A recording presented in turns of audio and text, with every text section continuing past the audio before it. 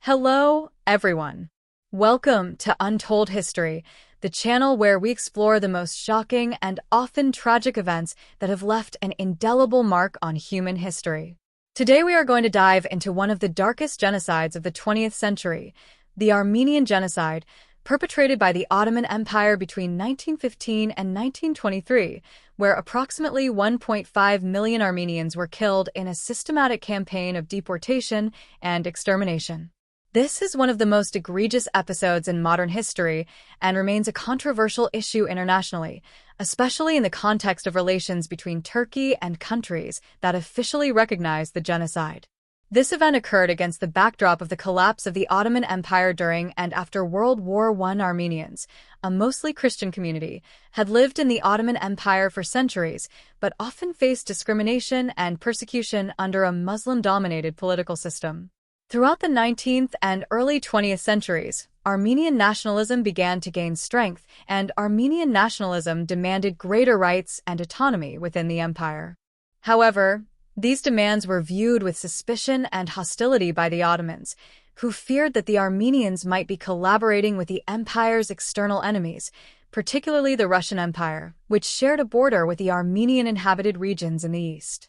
Tensions between Armenians and the Ottoman government increased in the decades leading up to World War I, especially after the massacres of 1894 to 1896 and the Adana massacre in 1909, where thousands of Armenians were killed. As Turkish nationalism took hold under the rule of the Young Turks, the situation of the Armenians became increasingly precarious. The Young Turks wanted to modernize and strengthen the empire, but they also sought to homogenize the population under Turkish and Muslim identity, which led to growing resentment toward ethnic and religious minorities, such as Armenians. The outbreak of World War I in 1914 provided the Ottoman leaders with an opportunity to launch a campaign to solve what they considered the Armenian problem. On the Eastern Front, the Ottoman Empire was fighting the Russian Empire, and Ottoman leaders accused the Armenians of collaborating with the Russians, although there was little evidence of a collaboration. However, the Young Turks saw in the war an opportunity to carry out a plan to deport and eliminate the Armenian population. On April 24, 1915, considered the official beginning of the genocide, the Ottoman government arrested hundreds of Armenian leaders, intellectuals, and prominent figures in Constantinople, today Istanbul, many of whom were later executed. This date is commemorated annually as Armenian Genocide Remembrance Day. From that moment on, a systematic campaign of deportations, massacres, and forced marches was launched that devastated the Armenian population of the empire. The main strategy was the mass deportation of Armenians from their homes in the eastern regions of the empire to the Syrian desert, which today is part of Syria and Iraq. The deportations were carried out under the pretext of relocation due to the war, but in reality, the conditions in which they were carried out were intended to cause the death of the deportees. Thousands of Armenians were forced to march through deserts without access to food, water, or shelter. Throughout these marches, many died of starvation, thirst, exhaustion, or disease. In addition, the caravans of deportees were regularly attacked by gangs of Turkish and Kurdish militiamen, who looted and murdered Armenians with the connivance of the Ottoman authorities. It is estimated that between 600,000 and 1.5 million Armenians died as a direct result of the massacres, deportations, and inhumane conditions imposed. Many of the victims were women, children, and the elderly, who could not stand the harsh conditions of the marches.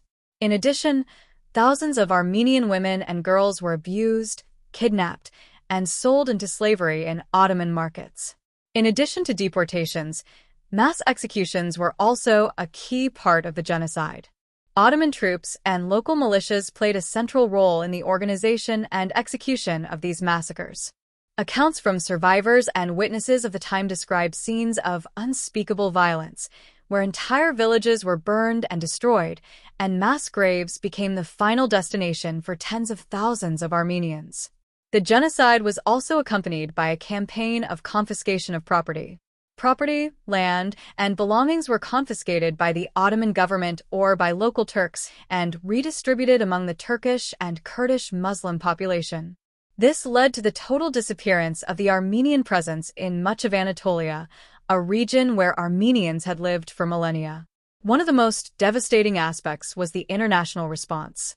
Although World War I allies, including France, the United Kingdom, and the United States, were aware of the atrocities that were occurring, their ability to intervene was limited due to the ongoing global conflict.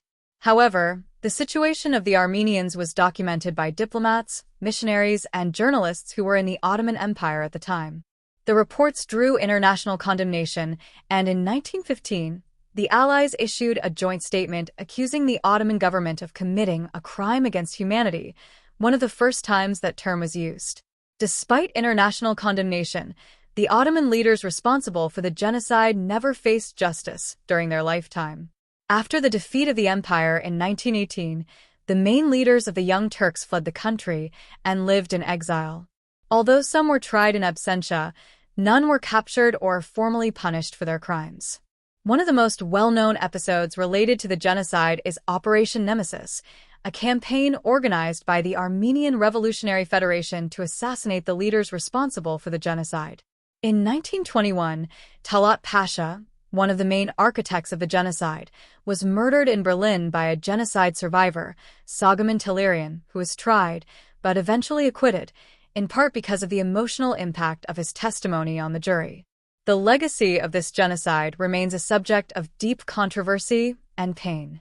Official recognition has been a sticking point in Turkey's international relations. While several countries, including France, Russia, Germany, Italy, and in 2021, the United States, have officially recognized the genocide, Turkey has responded with diplomatic retaliation and pressured other countries not to do so.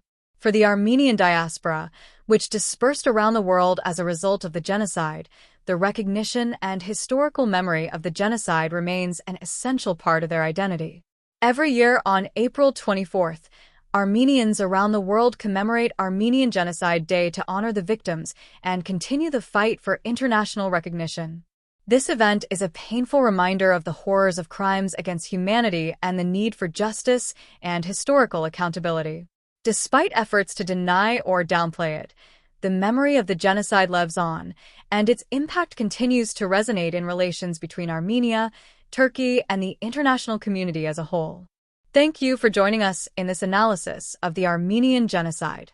If you enjoyed the episode, don't forget to subscribe and turn on the bell for more revealing stories in Untold Story. See you in the next one.